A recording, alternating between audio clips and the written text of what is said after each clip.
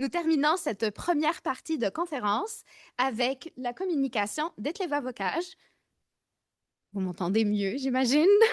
Directrice du DM français, une organisation responsable de la promotion et de la coordination des actions de l'Université de Montréal en matière de langue française et de relations avec la francophonie. Linguiste de formation, elle œuvre depuis de nombreuses années dans le domaine de l'enseignement du français, des politiques et des programmes contribuant à l'intégration sociale et professionnelle des personnes allophones. Tout au long de sa carrière, elle a contribué à la conception de nombreux projets et contenus de formation, à leur implantation et au suivi de leur mise en œuvre. Je vous passe la parole, Etleva.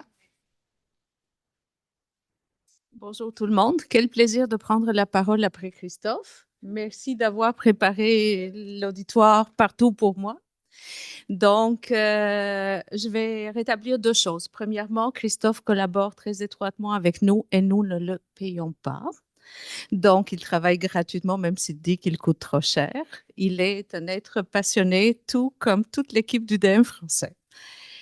Et puis, à l'Université de Montréal, on a des êtres comme Christophe qui pensent qu'on va revenir peut-être en arrière dans 2 ans.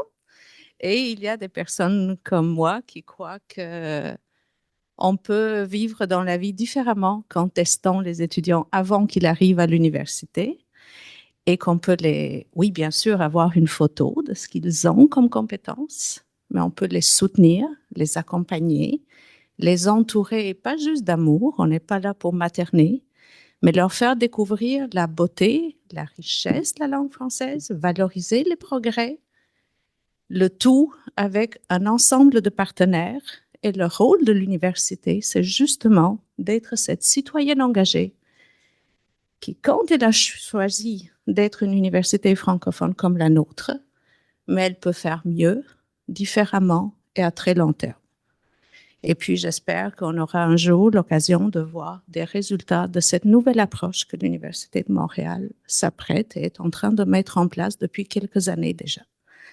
Donc, ma communication entourera autour de ces sujets-là. Donc, je vous apprends rien de nouveau à tout le monde de dire que le français est à l'ADN de l'Université de Montréal, bien avant que moi je naisse, mais que l'université, quasiment avant même mon arrivée à l'Université de Montréal, a pris la plume et a défini son rôle ou son existence même, sa nature profonde, comme une université résolument francophone, si on lit la charte de l'Université de Montréal comme telle. Si vous voyez dans notre sigle de l'université, on n'est pas juste l'Université de Montréal, mais on est l'Université de Montréal et du monde. Du monde dans les deux sens, des personnes qui la constituent. Donc, vous entendez très bien la personne qui vous parle de langue française à l'Université de Montréal et vous entendez très bien un charmant accent que les personnes qui ne me connaissent pas posent la question d'où ça vient. Je vais laisser peut-être Juan compléter avec son autre version charmante de l'accent. Et du monde, donc pas juste des personnes qui sont les plus importantes, mais du monde vers lequel on veut rayonner encore plus. Et pour ceux qui ont suivi un peu le positionnement stratégique de l'Université de Montréal pour les prochaines années, sur les 10 mots, je dis qu'on a comme vision, on a 20% qui touchent la langue comme telle. Donc, cette définition et cette volonté profonde de l'université est clairement définie. Donc, je ramènerai pas Guy Breton dans cette salle et Daniel Jutras pour dire quelle est la fierté première de l'université. Mais je vais insister surtout de dire comment alors cette vision institutionnelle se décline et quels sont les défis que ça présuppose pour nous tous et quels sont les outils que l'université est en train de mettre en place actuellement. Donc, je vous le donne en primeur. Christophe a mis la table à montrer quelques images d'écran, de montrer qu'est-ce qu'il y a comme réflexions et travaux qui sont et qu'est-ce que ça va nous permettre de faire dans le futur. Donc, il y a 4 grands volets de cette vision institutionnelle. La première, c'est soutenir premièrement l'apprentissage du français. Donc, on va tester, oui, mais pas tester pour dire vous entrez ou vous n'entrez pas. On va tester pour voir quel est le profil, quels sont les défis, qu'est-ce que vous avez comme globalité du profil. Qu'est-ce que vous avez comme besoin, comme temps, comme disponibilité pour apprendre la langue, vers où vous voulez aller. Et on va vous soutenir surtout dans l'apprentissage du français. Donc, on ne peut pas revoir le testing sans revoir l'offre et l'accompagnement, qui est la chose la plus importante. Et c'est là-dessus qu'on est en train de travailler. Et ne pas le faire tout seul, mais en accompagnant par une valorisation constante de la langue française dans toutes les dimensions et de la diversité francophone que nous avons à l'Université de Montréal. Je ne parlerai pas aujourd'hui beaucoup du rayonnement de notre expertise en français. Les Olivier, Vincent, Christophe et tout le monde qui est autour de la table, c'est la fierté de l'Université de Montréal. Je le laisserai pour une autre table. Ainsi que l'ouverture vers d'autres langues en tant que tremplin de la diversité, donc tout ce qui concerne la mobilité sortant de nos étudiants et de favoriser, de préparer nos étudiants à travailler pas seulement à Montréal, mais partout dans le monde et faire de cette influence que l'université veut jouer comme un vrai tremplin pour plus tard. Comment alors un grand, je dirais pas paquebot comme l'Université de Montréal agit? Il y a deux grands changements, tant dans la structure que dans l'infrastructure.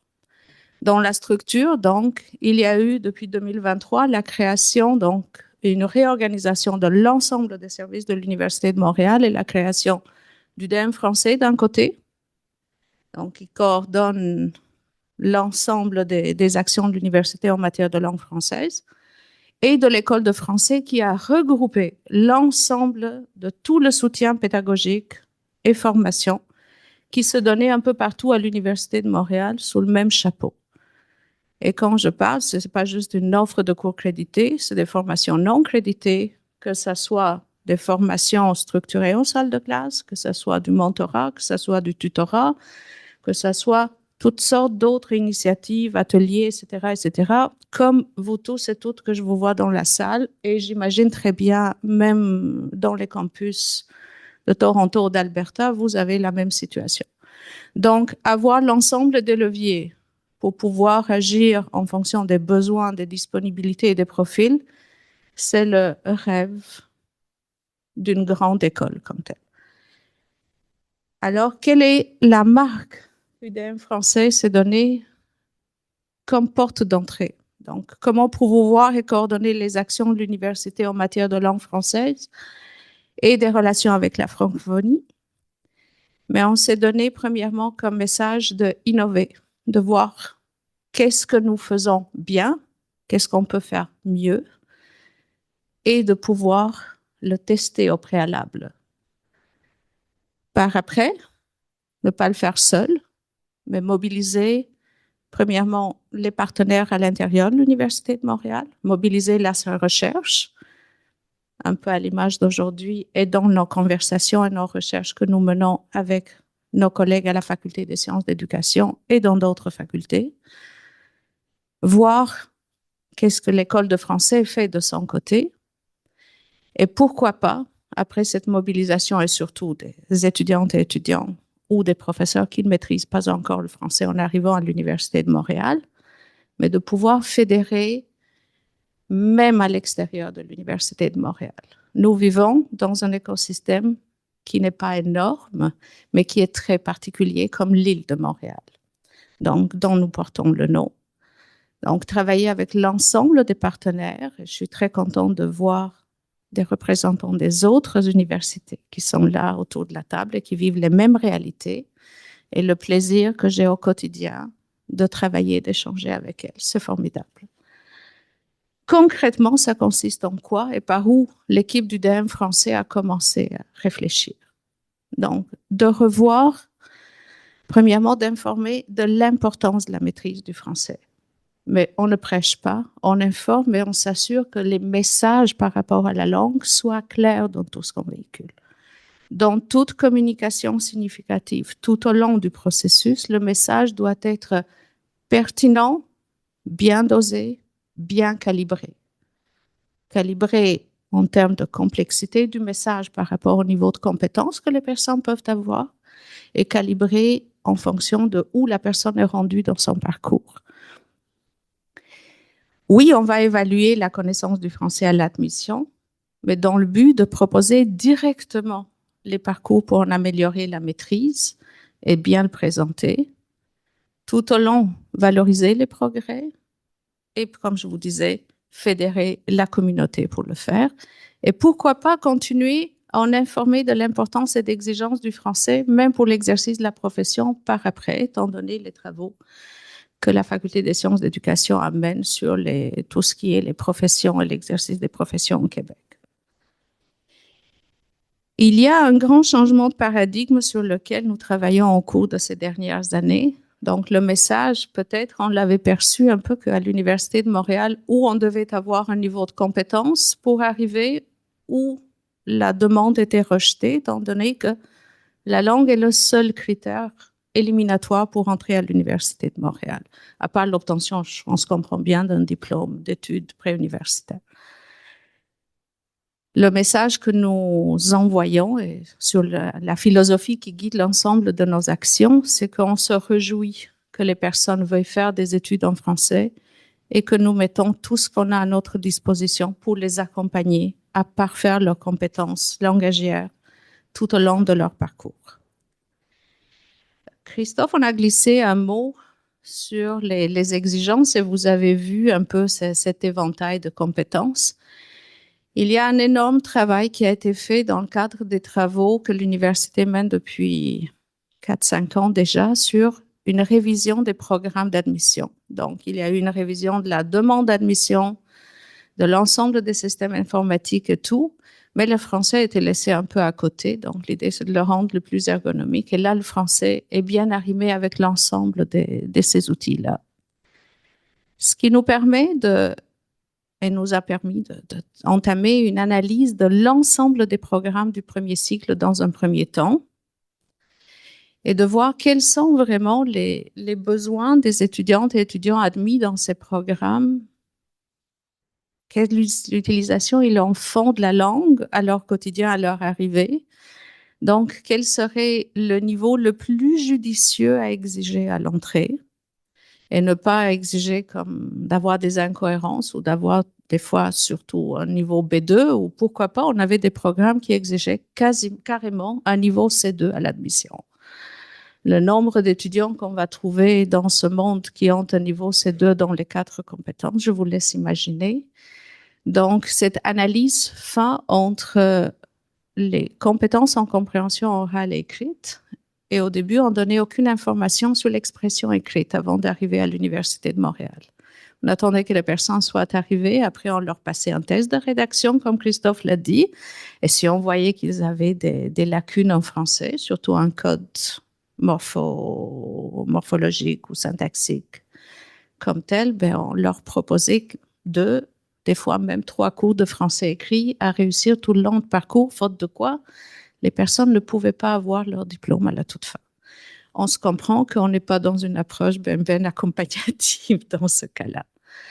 Donc, avec ce qui a été mis en place à partir de août 2025, c'est que pour l'ensemble des programmes, vous allez avoir dans les fiches programmes directement, les personnes peuvent voir qu'est-ce qui est attendu et en compréhension orale et écrite, donc, et en expression écrite. On a un panorama pas mal complet, plus ou moins d'un profil, mais en même temps, la personne peut voir en fonction du résultat en expression écrite, est-ce qu'il est nécessaire de continuer à perfectionner les compétences en français. Parallèlement à ces travaux qu'on menait pour voir qu'est-ce qui est exigé, l'École de français, de son côté, a révisé l'offre de services afin d'ajouter des cours qui n'étaient pas prévus et de voir, je vous ai entendu pas mal tout le monde parler de compétences liées au milieu universitaire et tout. Donc, on n'avait pas de cours qui pouvaient se rendre jusqu'au niveau C1 et préparer les étudiants à des défis vraiment du monde académique. Et surtout de voir comment, un autre défi qui s'ajoutait, on peut avoir un volume suffisamment grand ou une diversité, ou quelle est l'approche pédagogique à suivre pour que les cours puissent être offerts et qu'on n'ait pas 2-3 étudiants, mais d'avoir une classe complète d'étudiants qui viennent de droit, d'étudiants qui viennent de médecine, sciences infirmières aux sciences vétérinaires qui ont des vocabulaires différents, qui ont des textes différents à rédiger, etc., et qui suivent un cours tous en même temps. Donc, ça, c'est d'autres défis auxquels l'école de français, sur lesquels elle se concentre, ou de voir comment on peut ajouter dans certains programmes qui ont énormément de crédits dès la première session à l'Université de Montréal, un cours supplémentaire de français écrit. Est-ce que l'offre peut être modifiée, avoir des cours intensifs qui se donnent sous d'autres formules avant même que les étudiants soient physiquement sur le campus de l'Université de Montréal, ce qu'on s'apprête à mettre en place dès août de cette année. Donc, vous voyez, donc, je parle seule aujourd'hui. J'aurais aimé que d'autres personnes soient avec moi, mais ça, c'est l'équipe de l'école de français sur lesquels, des dossiers sur lesquels ils travaillent. Étant donné qu'on a ces outils et cette possibilité de maintenir à jour maintenant, de façon, donc, les changements en infrastructure nous permettent aux étudiants à venir de maintenir à jour leur profil linguistique dans leur dossier étudiant. Donc, via leur communication, on les informe, mais on les encourage à continuer à améliorer les compétences en français, nous envoyer autant de photos de leur progrès en matière de niveau de compétences et en temps réel, UDEM français révise les prescriptions, les recommandations qu'elle fait et suggère d'autres choses, bases lexicales et autres pour que les personnes avant d'arriver, mais commencent à travailler sur les vocabulaires. Donc, tous les outils que l'OQLF ou d'autres universités ont développés en lien avec des disciplines, et je vois Valérie, donc tout ce qui est intelligence artificielle et d'autres, mais que les étudiants commencent à se les approprier ou ne serait-ce sachent où les terminologies, les termes se trouvent pour pouvoir en faire utilisation une fois en situation concrète.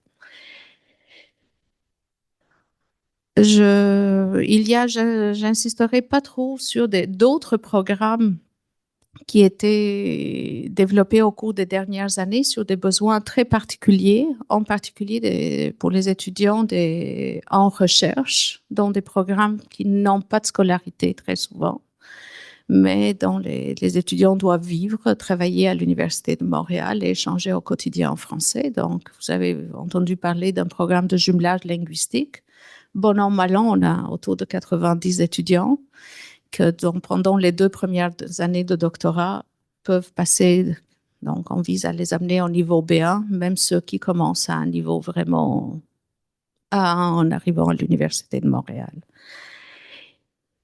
On voyait qu'il y avait beaucoup d'étudiants ou de candidats qui étaient rendus à un niveau B1 au moment où ils déposaient leur demande d'admission pour l'Université de Montréal, mais n'arrivaient pas à atteindre le niveau B2 et à être admis directement. Et on a mis en place depuis 2020 un programme qu'on appelle le PIFU, un programme intensif de francisation universitaire qui se donne sur une base de 4 mois.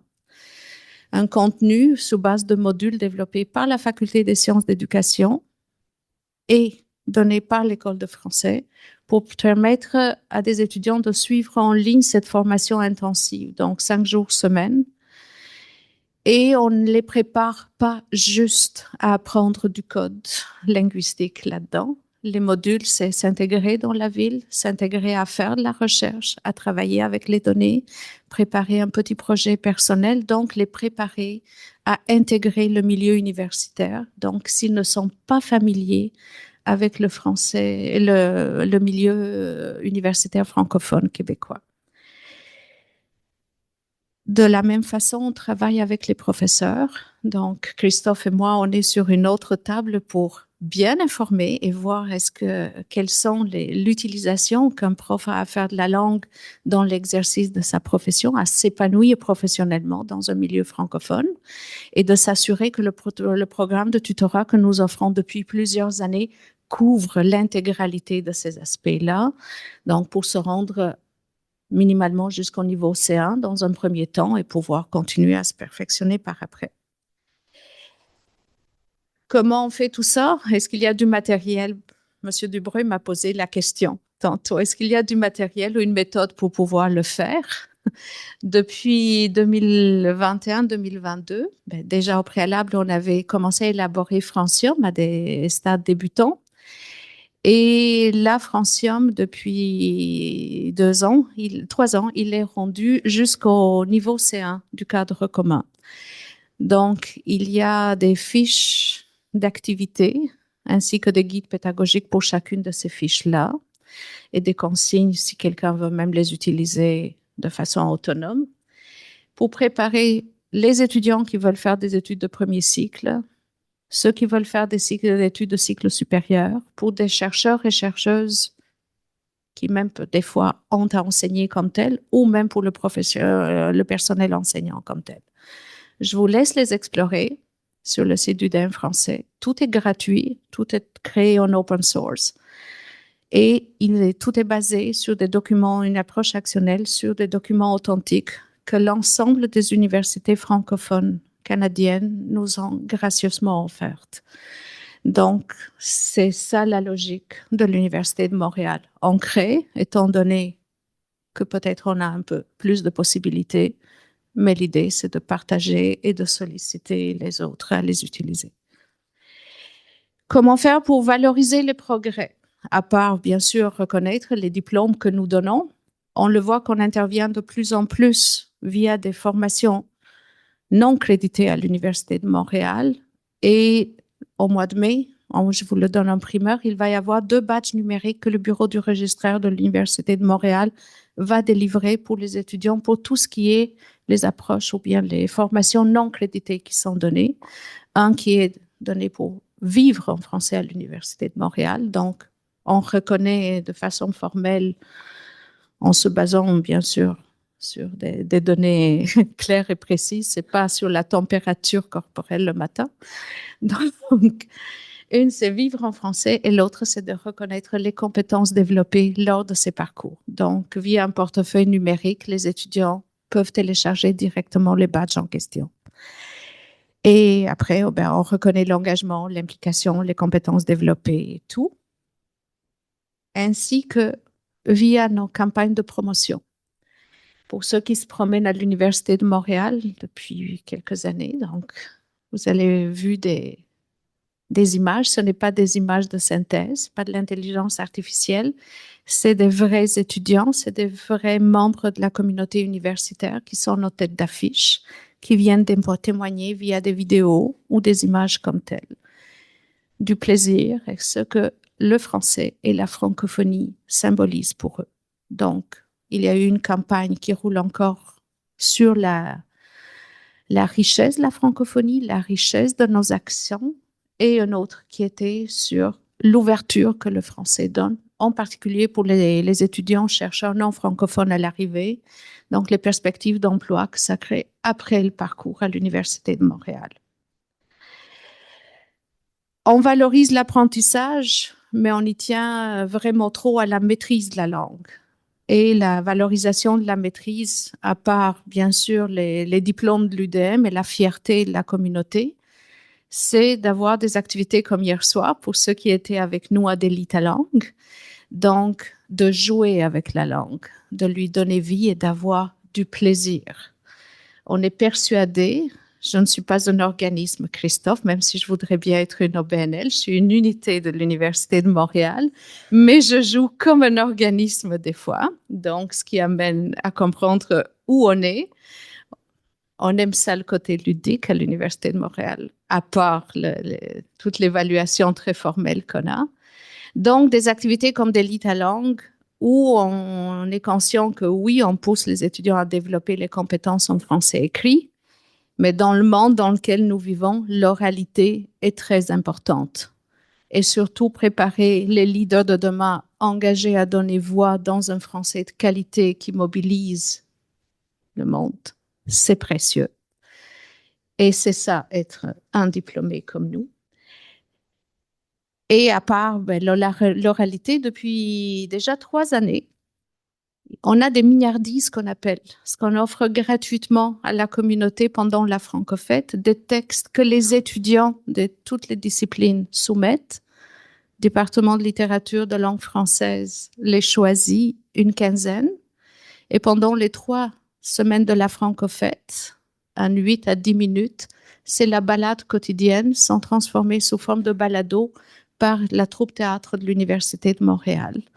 La faculté de musique compose, fait le montage. Les bibliothèques offrent gracieusement tous les studios de balado. Vous, ceux qui sont profs comme moi, fut un temps, comprennent très bien tout ce qui est le volet pédagogique derrière, voir qu'il y a des studios, il y a des ressources, vous apprenez à les utiliser, vous pouvez retourner faire de la valorisation, des balados, des diffusions scientifiques, tout ce que vous voulez, mais on veut faire connaître l'ensemble des ressources qui existent. Et comme les étudiants veulent toujours plus, ils nous demandent de les mettre en scène aussi. Donc, vendredi dernier, on était au centre d'essai. Et depuis l'année dernière, l'Université McGill embarque avec nous pour les Mignardises aussi, un peu graduellement, comme on l'avait fait pour Delita Lang, donc où on est rendu 15 universités. Donc, ça se peut que vous allez entendre parler de Mignardises littéraires et de voir comment on les fait rayonner, ces jeunes qui s'expriment différemment, qui donnent vie à cette créativité, à cette vitalité du français à l'Université de Montréal.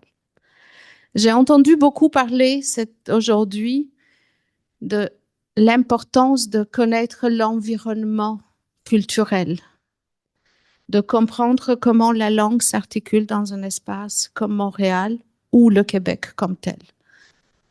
Et c'est très important. Nous insistons là-dessus aussi. L'année dernière, c'était la 3e année, donc depuis la création du DM français, où nous organisons avec l'ensemble des universités montréalaises une activité au mois de septembre qui s'appelle Parcours Francoville. Parcours Francoville, c'est la découverte dès l'arrivée pour les étudiants non montréalais de la richesse culturelle de Montréal. Donc, nous ne sommes pas seuls, c'est l'ensemble des institutions montréalaises culturelles les plus importantes nous ouvrent les portes, sont partenaires avec nous, accueillent nos étudiants, font découvrir toute leur richesse d'activités et infrastructures, y compris le milieu des sociétés de développement commercial où nos étudiants passent la moitié de leur temps, soit en étudiant dans les cafés et tout. Et c'est une journée de découverte et une soirée de fête au Musée des Mémoires montréalaises qui nous accueille pour leur faire passer un message clair que vous faites partie de l'histoire de Montréal. La francofête et la culture sont très importantes, donc organiser des activités comme en spectacle, des concours de bande dessinée et autres, c'est une monnaie courante à l'Université de Montréal et pas mal d'autres universités y participent aussi. Cette année, c'est Jason qui avait le en spectacle après 2 années à l'Université de Montréal. La troupe qu'on avait vue hier soir, on l'avait découvert justement par un spectacle et notre engagement, c'est de faire découvrir et de mettre en évidence de plus en plus les jeunes étudiants qui s'expriment différemment en français et pas juste dans les auditoires comme tels.